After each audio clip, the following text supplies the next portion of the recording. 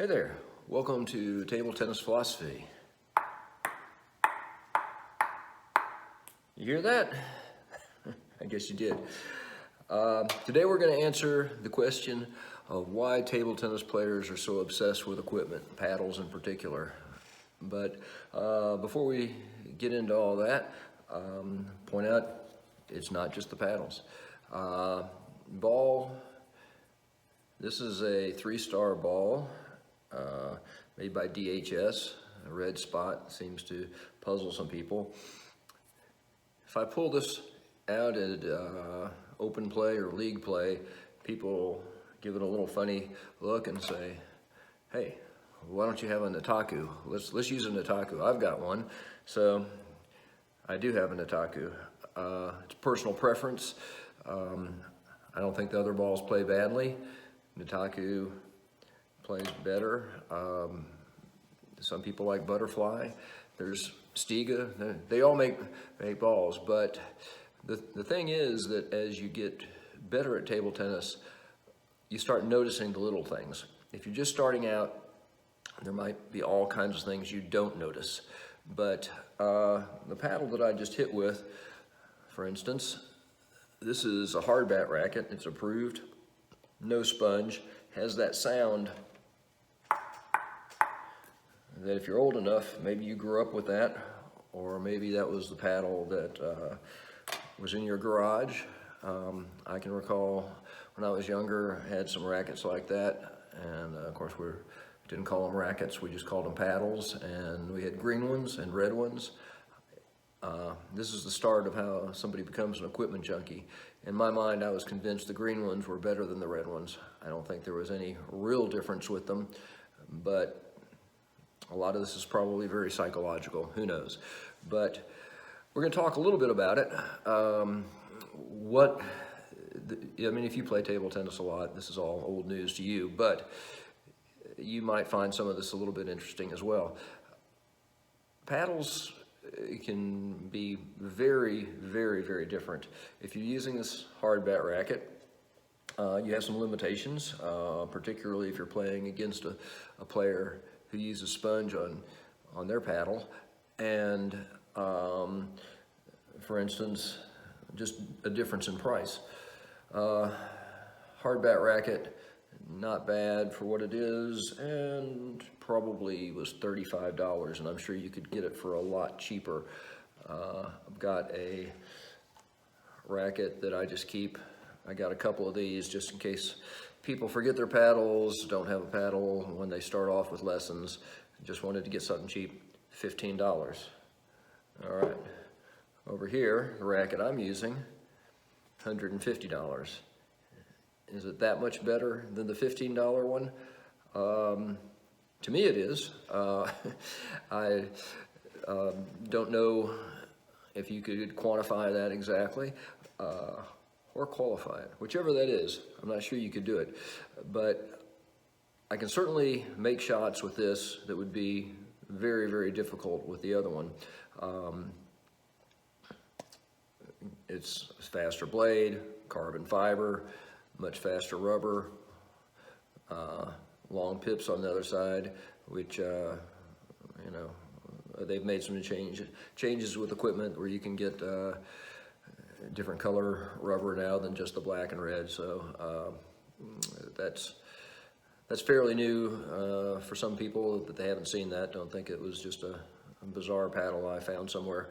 But there's things that one could do with this that probably didn't have any real appreciation for when I really first started and didn't know much. Now, if you give somebody a substandard paddle, something not what they're not used to, it may not decrease their ability to play. Maybe it only takes their game down about 10%. But having the wrong racket, if it did take your game down 10%, might mean you lose to the players that you had been beating, and the players that you'd barely been beating now are perhaps barely beating you. So that 10% might mean a whole lot. And I realize this is all coming from the worst equipment junkie in the world. I've got a racket that I wouldn't even use, although I've tried at times. And for instance, this has anti-spin rubber on one side, long pips on the other. Should I get rid of one of those and go to a smooth rubber on the other side, it might be a very playable defensive racket. But the bottom line, why do people get obsessed with equipment? Possibly looking for a quick fix for their game. Occasionally, people will get a new sheet of rubber and it will significantly improve the way they play. And if that, it's sort of like a gambling addiction. If it worked once, you just have to believe it would work again. But in the end, ability is going to be the much bigger factor than equipment.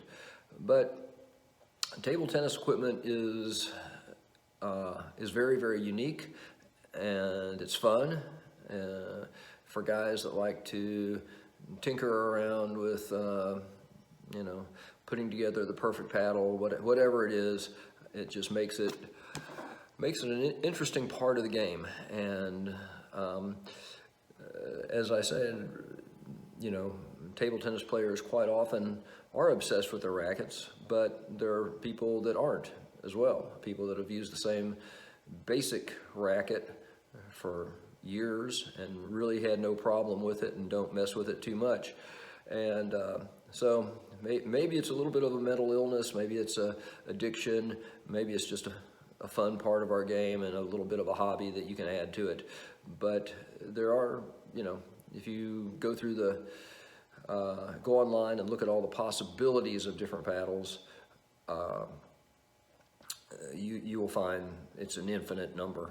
And if you stuck with me on this video this far and this is all new to you, let me just put one word of warning out there. A couple words of warning.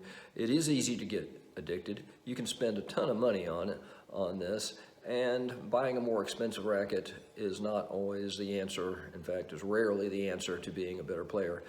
The key is finding a racket that suits your game, suits your level of play, and will allow you to play at your best. And if you are just buying your first racket, you might want to get some advice from a coach. Talk to the people perhaps at the company that's selling it to you.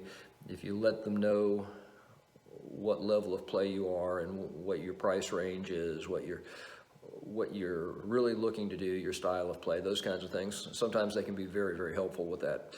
And that's worth a shot. But I wouldn't just go in and start reading all the advertisements, because that's usually not a good idea. All right, table tennis players, totally obsessed with equipment, and I plead guilty. I'm the worst one out there. So anyway, hope that was a little bit of fun for you, and we'll talk to you next time. Give me some comments. I appreciate it. Even the least little comment you make can kind of trigger something in my mind and help me to possibly give you a better content next time. Thanks a lot. Bye.